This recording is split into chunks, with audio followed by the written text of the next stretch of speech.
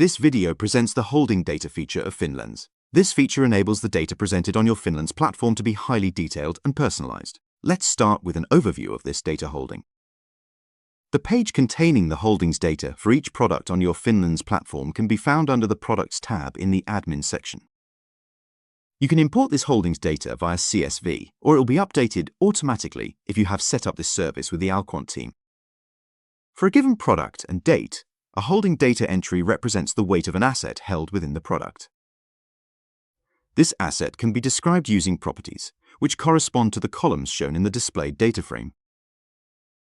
Only 3 properties are required to uniquely identify a holding: its name, ISIN, and currency. These are shown in the first 3 columns of the table. However, Finlens also allows you to add an almost unlimited number of properties to each holding data entry, offering significant flexibility in how the product is represented. There are several pages that allow you to edit these holdings data.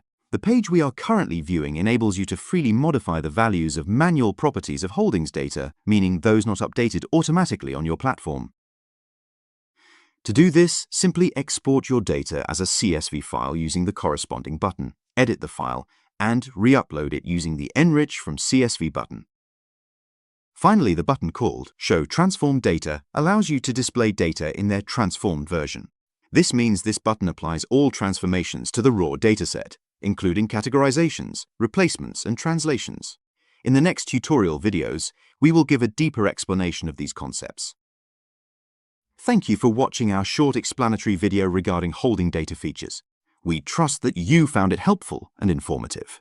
This video is the first of several tutorials regarding this feature. If you have any questions, please don't hesitate to contact us.